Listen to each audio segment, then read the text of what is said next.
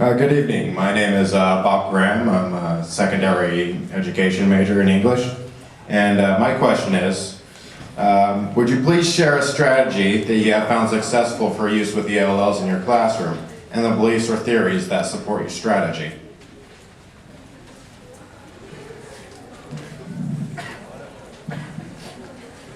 Okay, so I'm going to take this question first. As a third grade teacher, what I found this year especially, I've had to really change my thought process because I was thinking so primary, and I didn't want my children to think that I was the kindergarten, the first grade teacher that they already had. So what I started using were project-based learning, and at the beginning of the year when I was taking a look at my curriculum in third grade, I could not believe how intense it was. I'm going to teach these third graders about European explorers. I'm going to teach them about the Civil War, which I didn't really know about anyway, so it's good for me. But I started using project-based learning, and I would give them a task. I would group them up into, I would just let them choose who they wanted to work with at the beginning because I wanted them to be more comfortable. I wanted them to learn how to talk to one another, and the best way to acquire language is by talking and to get your English going and to learn how to use it. So they talk and you come into my classroom and there's talking all day long. There's probably only 45-minute downtime where they're writing and it's complete silence. So they're talking a lot, and the project-based learning is really good because you give them a task, you give each group something that they need to do, and they're doing the research, they're in charge, they're in charge of their own learning. And it's very, very empowering when kids come to you and they say, oh my gosh, Mrs. Long, I found this. I found out that this person came from, went to Puerto Rico, and my grandmother's from Puerto Rico, and it's just very moving. And so that has really helped me this year. I've done a wax museum where the kids, I gave them a famous person from history, and this was a real stretch, and even my principal gave me a pat on the back for it. This was a take-home project, and half of my class, they come from poverty level, and I talked to them beforehand, and I said, go to Goodwill, go there and go to the thrift stores, go to yard sales, just use where you come from. You're not supposed to be embarrassed of where you come from. That's what we want these children to understand.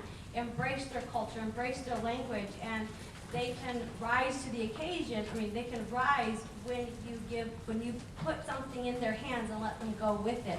And so these projects have been really empowering. We've made videos in the classroom, and I put them on CDs, and I've sent home these pictures of the kids and invited parents in just to make that connection of your parents are really important to your learning. You need them as much as they need you. We just got done learning about the Civil War, and they made a board game out of the Civil War. Like I just said, project-based learning for me this year has really worked. I think I'm going to really tighten my curriculum next year. I'm going to take a lot more look at the students that I get next year, because again, every year you get new students and you think that your strategies are going to work, and they don't, because your children are always different every year, and you have a different mix of children that don't mix well. So you're going to learn how to find what works for you. I've had 14 years of teaching experience to guide me and to help me, and so every year is going to be just like you're starting over. So embrace everything that you come across. I rely heavily on working with prior knowledge and accessing that, relating what we're trying to do and accomplish in the science classroom with phenomena that they see, that they've experienced in their life. And so prior knowledge is huge for me, and I've gotten good marks on different evaluations because I am just constantly trying to figure out how to apply this. Where have they seen this in their life? Word vocabulary is science vocabulary. Not only is it new English, it's a whole different level of thinking. Front-loading the vocabulary as a before an activity, giving some vocabulary that they're going to need to work with in that activity are two of the strategies that I heavily rely on. Another strategy that's real important, if you want kids to learn English, they need to be talking. And like she said, talking, talking, talking, talking. The more they talk, the more English they learn. If you have them in groups where they're working with somebody who doesn't speak their language, then they're forced to use the English. But the more talking that they do, the more English that they learn. I mean, how many people do you know took a high school Spanish class and you were quiet, you were with 35 kids and all you did was read and write and stuff, and how much of the Spanish do you remember? So the more kids talk, and then projects that are relevant to them, that draws their interest in and motivates them, those are the kind of strategies that really help the kids learn the language and any content that you want to go with it. I just want to add that a lot of what I do with my students is, and have done all these other years that I've taught is, you may or may not be familiar with the strategy or the, is through Kagan, and one that is so simple to learn, and maybe you've done it in your classes with your professors. It is so simple, but it's so powerful. Any kindergartners learn this, students in high school, anybody can learn it. I just want to tell you about it real quickly because students, as she was saying, in order for them to feel comfortable, need to be able to talk, but they're not going to talk out, and if they're singled out, they're not going to talk. And the only way you're going to get them to talk is if they feel safe and secure.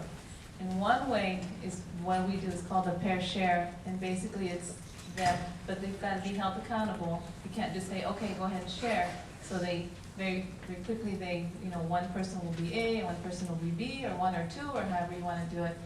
And you're going to say, okay, one's, you have 30 seconds, two, and it gives them an idea. And they may or may not share, and so I've never had anybody that doesn't share with their partner, even as new as they are to that person. If they've never seen that person, they always share something. But in the end, I'll tell them, the person who's listening, I'm going to ask you what your partner said. So then that person that's speaking knows that, okay, I'm going to have somebody listening, I'm going to have to share something. And yes, I've had an occasion where I go back to them and I say, okay, what did your partner say? And they'll say, she didn't say anything. And they'll say, okay, go back and try it again. And so then I just continue. But they're always held accountable.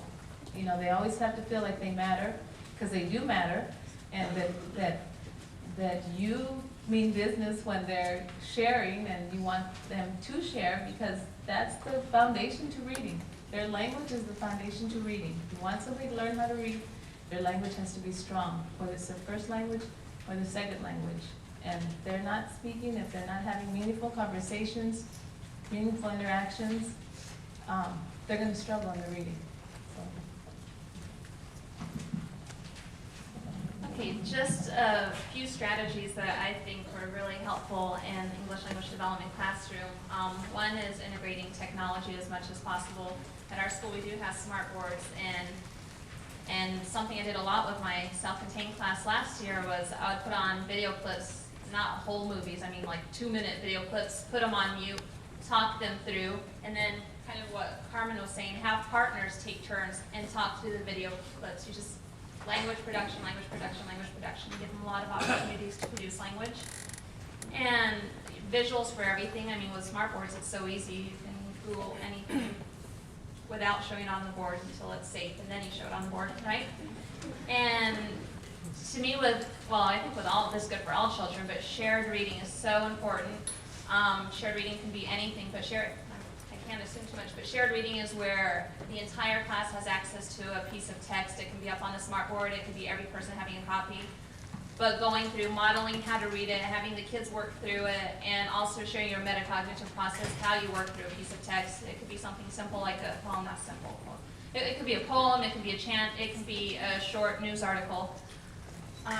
And also, I've really started working more with the pragmatics of language. making a I guess, making kids real aware of the difference between informal and formal registers, and there's nothing wrong with informal registers, because I think just making kids aware of what kind of register is used in different social situations. I have a writer's workshop, and every day part of that workshop is kids report out status of the class, what they're going to do that day. And it finally hit me. I was riding down the street, and I don't listen to it really, but I heard a Black Eyed Peas song called I'm a Bee, I'm a Bee. And I realized, oh my gosh, that's my kids, because I heard so many kids saying, I'm gonna be revising with so-and-so today. So a lot of their language models do come from the radio. I don't have cable, but like MTV. And they think that's correct English. So, I mean, it's just showing them the difference. I mean, we'll go through with T-charts, I'm a bee.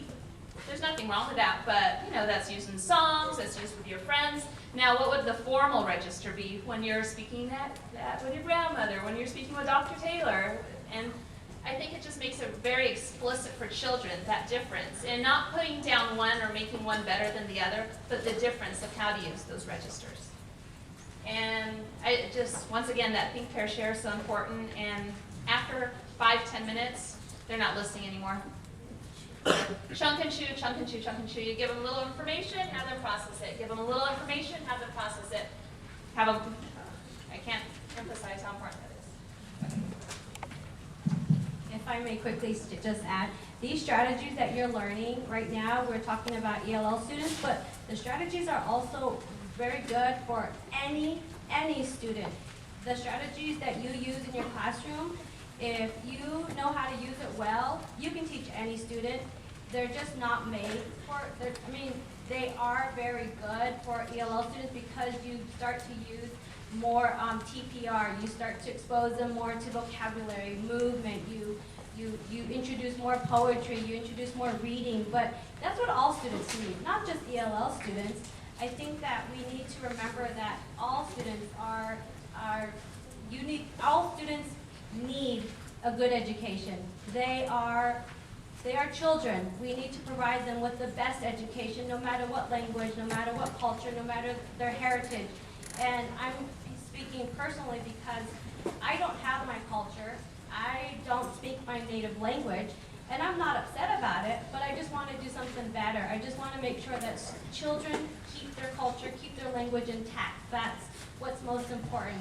We see the pendulum shift from every 5 to 6 years. New methodologies come out, new theories, new research. But if you're good at what you're doing, your best practices, and you keep children in mind, these strategies will help you teach any grade level. I've used TPR in kindergarten, I've used TPR in first grade, I use technology in my classroom, and all students benefit from it. So just keep that in the front of your mind, in the back of your mind, wherever you want to store it, all through your classes.